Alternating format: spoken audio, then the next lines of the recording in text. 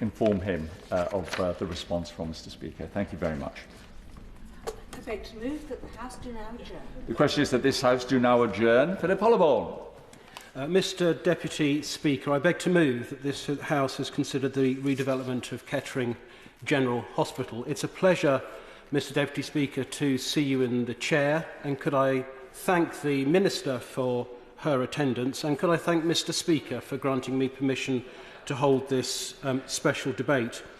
In fact, this is now my 12th special parliamentary debate on Kettering General Hospital since May 2007, and 7 of these debates have been since September 2019. So this is a subject with which the House is familiar. But the reason that I keep applying for debates on Kettering General Hospital is that the redevelopment of the hospital is the #1 local priority for all residents in Kettering, and also myself as the local Member of Parliament. Our local hospital is a much-loved local institution. It's been in the town of Kettering since the year of Queen Victoria's Diamond Jubilee in 1897. And that was a great year for Kettering because not only was the hospital established, but also the much-loved local newspaper, the Northamptonshire Evening Telegraph, in the same year. And here we are, 127 years on, with an extremely exciting programme of massive investment going into the hospital.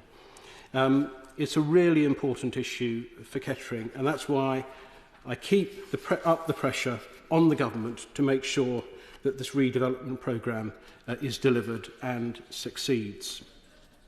Now, as the local Member of Parliament, I'm really pleased that Kettering General Hospital's place in the National New Hospitals programme has been secured. This will see more than 40 hospitals redeveloped across the country, and for KGH this means £500 million of capital investment with a fully funded, improved and expanded hospital on the same site. Mr. Deputy Speaker, this is the biggest ever capital investment in KGH in its 127-year history. Initial enabling works have already started, and the project is due for completion in just 6 years' time, by 2030. And all of us who live locally know how important KGH is to everyone who lives in the local area. I've made it my main priority as the local MP to make the case for this £500 million worth of extra investment. By 2030, we should have an improved and expanded hospital on the same site, the biggest ever new investment in our local hospital, probably the biggest ever capital investment in Kettering itself, and it will be of huge benefit to local people for many years to come. Mr. Deputy Speaker, may I start by acknowledging the government's commitment to the hospital, because this is a pledge of a massive amount of money. And on top of the £500 million, the government has also effectively injected £167 million into the hospital by writing off its entire debt in 2020. And the path to the £500 million project has been complicated and tortuous, and it originally started with a pledge of £46 million to redevelop the A&E into an urgent care hub on the site, made in 2019. And in the same year, £350 million was pledged for the hospital rebuild. That combined total is £396 million, but we're now £500 million and climbing. So the investment is getting bigger and the ambitions are getting greater. So it's no longer a pledge to replace the A&E with an urgent care hub. It's a pledge to redevelop the entire hospital, and this is hugely welcome and very significant for the local area. And we need this investment because Kettering and North Northamptonshire are amongst the fastest growing places in the whole country. The hospital serves the population not only of North Northamptonshire and South Leicestershire, where the growth in the local population is almost double the national average over recent years. The latest Office for National Statistics data estimate above average percentage population growth of up to 40% over the next 30 years. Corby, which is next door to Kettering, has the country's highest birth rate. The hospital expects a 21% increase in the number of over 80s in the local area in the next 5 to 10 years. The area as a whole is committed to at least 35,000 new houses over the next decade, and the local population in North Northamptonshire is set to rise by some 84,000 to over 400,000 people. Now, the Accident and Emergency Unit already sees over 300 patients every single day in a department that is sized to safely see only 110. So the pressures on it are acute, and basically the A&E is full. It was first constructed in 1994, it's 30 years ago now, to cope with just 45,000 attendances each year. But 170,000 attendances are expected by 2045. 70% of the buildings on the main site are more than 30 years old, and there's a maintenance backlog of over £40 million. 60% of the hospital estate is rated either poor or bad, and local people all know that investment in our local hospital is badly needed. And with credit to the government has rightly accepted that, which is why KGH is part of the new hospitals programme. Now, the plans to rebuild Kettering Hospital are on track and are progressing faster than many similar schemes across the country. The plan is to rebuild KGH on the same site, moving the main services into two new 6-storey buildings located next door to each other. The government's allocated over £500 million to fund these works, including up to £50 million for the new urgent care hub to replace the A&E, and also just under £50 million for the new power plant to power the new hospital. Now, the inspirational Director of Strategy at Kettering Hospital, Polly Grimmett, recently told North Northamptonshire Council's Health and Scrutiny Committee in January that the proposals for the new hospital to remain on the same site made progress a lot simpler and a lot easier than other schemes. And she said, when you look at some of the other 40 schemes across the UK that were actually ahead of us initially, they've slowed down and we've sped up because they've been stuck in public consultation for quite some time. And the difference with Kettering is that it has a local development consent order to do the works. It owns the land. So there aren't the same problems that other sites are experiencing. Polly went on to say it's a scheme that's fairly simple, won't get stuck in the mire, and can progress well. KGH has moved to be near the front of other hospital builds in the running. Now, the first step in the redevelopment will see the new power plant being built on the site. And this will replace the temporary steam boilers put in as a temporary solution 12 years ago, which currently sit on flatbed lorry platforms in the hospital car park and can regularly be seen to be sneezing and spluttering as they power the hospital, and they're in urgent need of replacement, which is what the new energy centre will do. The first of the 6-storey hospital buildings in the main scheme will be built in Car Park A in the centre of the site, with some staff parking sadly being lost temporarily during the time, and nearby NHS office space being demolished. Once Building 1 is operational, the second phase can begin, which will include the new main entrance facing Rothwell Road. Now, the main works on the main building can be expected to start in 2026, and the hospital has made it a very important part of the scheme that it will keep the hospital running during the construction period. But the first part of the scheme will be the energy plant to power the expanded hospital. And that really, I think, is the main focus of my remarks in the debate today, because what I'm seeking from the Minister, please, today is some confirmation that the works, the preparatory works on the hospital are already underway, and confirmation that we can expect spades in the ground to start the build of the energy plant sometime this summer. If the Minister can give me that reassurance, that would be very reassuring for local residents who are keen to see work actually starting on the site. And the redevelopment of the hospital has been made more urgent by the discovery in February of rack in the maternity wing.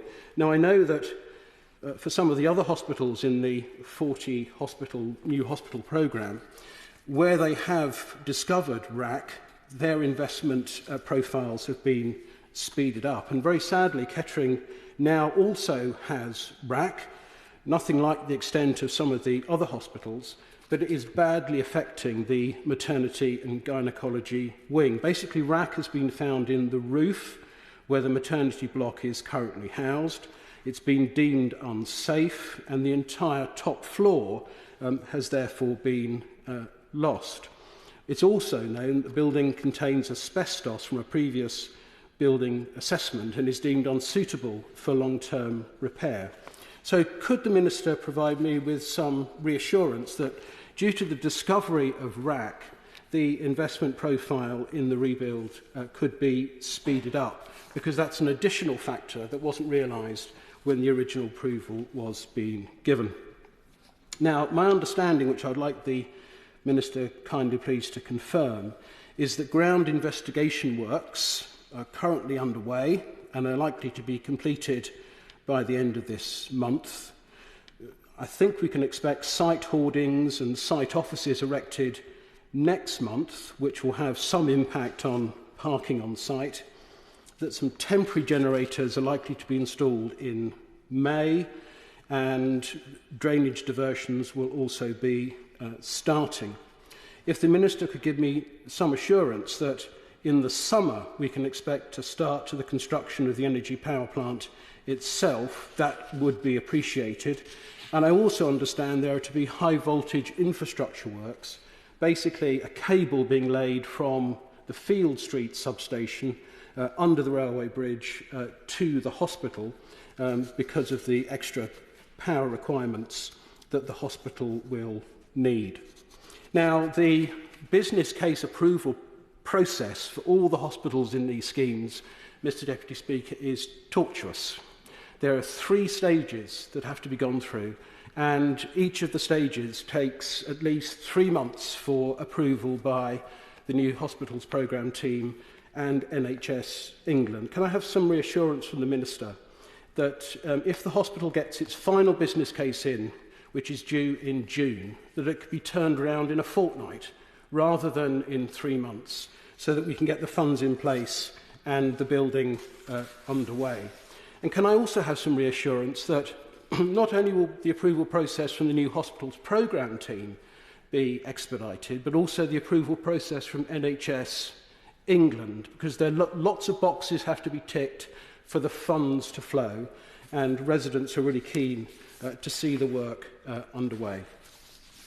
So, Mr. Deputy Speaker, I'm grateful to you for being in the chair, to Mr. Speaker for allowing me to hold this debate, and in closing, could I simply ask the Minister, would she be kind enough to facilitate a meeting for me with the Hospitals Minister, the Noble Lord Markham, who previously has been very kind enough to visit the hospital, so that I can discuss the details of the works that are going to be taking place over the next few weeks and months.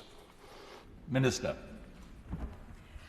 Thank you, Mr. Deputy Speaker. Can I start by congratulating my honourable friend for Kettering for securing this important debate. He tirelessly campaigns for Kettering, but in particular for the new hospital in Kettering as well, and does firmly hold Minister's feet to the fire on this very issue. Can I just start by reassuring him that the government remains absolutely committed to a new hospital for Kettering, and that a number of milestones are being met. As he pointed out, the Trust is currently developing its refreshed strategic outline business case. It is being supported by the new hospital's programme team to make sure it aligns with our national approach of standardising all of our new hospitals to the Hospitals 2.0 model. And we do expect submission to the Department for the wider hospital work later this year. I will, of course. I thank the Minister for the start of her response, and she's been very constructive. I support the Hospital 2.0 programme of standardising the design of these 40 new hospitals. That's great.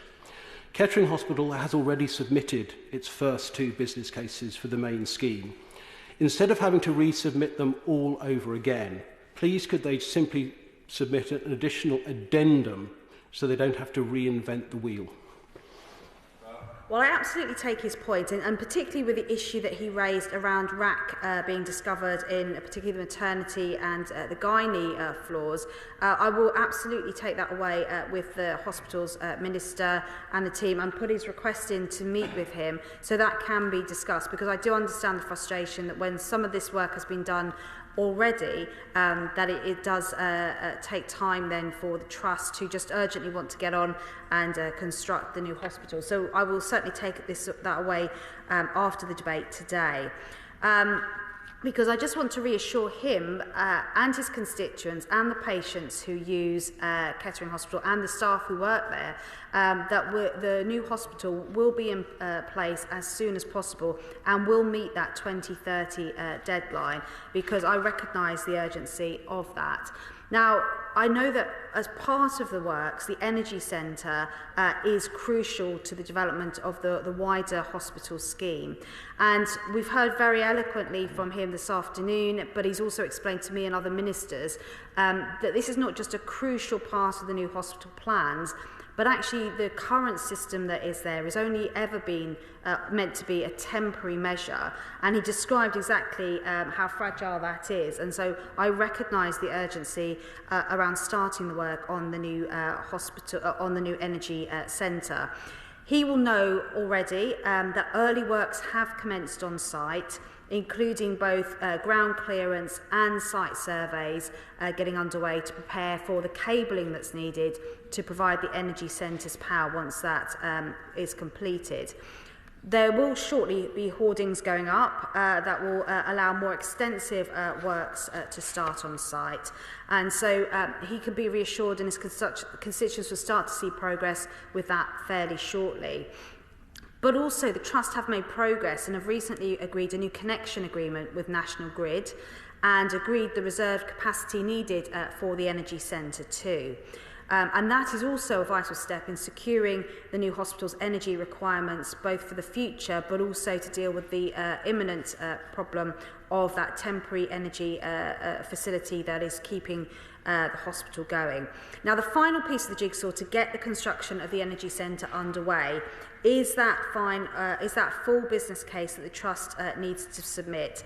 I can reassure them they are working with the new hospital's programme team on this.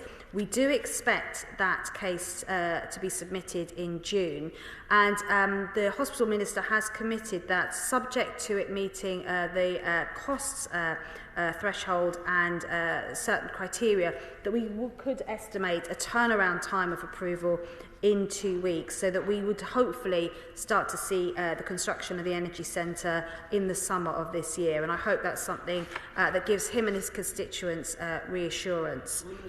I will, of course. Can I thank her for her reassurance? And the purpose of these debates is to put pressure on the government. That's the way that Parliament works. But would she join me in applying gentle pressure to the Trust? Because the sooner they can get that full business case in, the sooner the thing can be approved and the funds start to flow. Yes, absolutely. I have spoken to Hospital Minister on the specific issue of Kettering, and he's in agreement with that, if the Trust are able to keep us updated updated with the timelines, and if they let us know as soon as they submit that business case, let ministers know as soon as they've submitted that business case, then he has given that commitment to try and turn that round within a couple of weeks. So I would gently say to the Trust that it's in their interest to get that to us as soon as possible. I will, of course. And could I thank both her and the Hospitals Minister for their involvement in this. And it's right, isn't it, that this 2-week turnaround is a novel feature of the new hospitals programme. So it's a groundbreaking approval process to turn it round this quickly. And where Kettering leads, others surely will follow. Well, absolutely. And, I take honourable and right honourable members' feedback in terms of frustration about how sometimes the red tape in this process takes longer sometimes than the actual construction itself. And that's why he is right. This would be a novel way forward, and it could open the doors for other trusts who are proactive in getting their business cases forward to get their approvals in a more timely manner. But just to also say that in addition to the Energy Centre, that the government is releasing funds to support the Trust overall for the new hospital we wish to build at Kettering, both in development of its business cases more widely, but also for some early critical works to prepare the site for main construction. And by the end of this financial year, which is only next week, Mr Deputy Speaker, the scheme will have received over £5 million in development funding. That includes the release of £1.9 million in fees to support the design, the planning permissions needed, and a business case for the new multi-storey car park. And further funding has also been released to support the development for the reprovision of accommodation, which will be needed during construction, the data centre, and construction area and access roads, which will also be required. So I hope I've been able to reassure my honourable friend that we are doing extra work on top of the Energy Centre, and we do expect to receive the full business case and submissions over the course of this year. And again, we would urge the Trust to be as swift as they can with that, so we can make some assessments and decisions as quickly as possible. And of course, we'll keep my honourable friend updated as this scheme progresses and as further funding is released to the project, because we want to stay on track with the main construction of the new hospital being completed by 2030. Now, Mr Deputy Speaker, in the short time that I have, I just want to update the House on the wider hospital programme, because I know honourable members are often interested in the progress that we're making. And I'm pleased to say that 4 of our new hospitals are now open to patients. That's the Northern Centre for Cancer Care in Newcastle, the Royal Liverpool Hospital, the Louisa Martindale, also known as the 3Ts Hospital in Brighton, and the Northgate and Ferndean Hospital in Northumberland, Mr Deputy Speaker. We also have 4 hospitals expected to be open by the end of the next financial year, including Salford Royal Major Trauma Centre, the Dyson Cancer Centre in Bath, the National Rehabilitation Centre in Loughborough, and the Midland Metropolitan University Hospital. A further 18 hospitals are either in construction or well underway to be completed. And we also have other capital programmes, including over 100 rapid diagnostic centres which are open, 100 new surgical hubs either open or in construction, and 160 mental health crisis centres, all capital projects that will be transforming healthcare up and down England. So, in conclusion, Mr Deputy Speaker, can I once again thank the Honourable Member for Kettering. He raises this issue quite rightly to hold our feet to the fire. He is fighting tooth and nail for his constituents to get that new hospital up and running by 2030. The Energy Centre will be the first major part of that construction. If the Trust can get us that business case by June, the Hospital Minister has committed to try and turn that round within a couple of weeks. That will be the start of the wider programme for the new hospital at Kettering. And we will absolutely keep him updated, and the new hospital programme team will continue to do all it can to meet the challenges of delivering such a large infrastructure project to ensure staff and patients have world-class facilities in Kettering. The question is that this House do now adjourn. As let me say aye. Aye. As you know, I think the ayes have it. The ayes have it. Order. Order.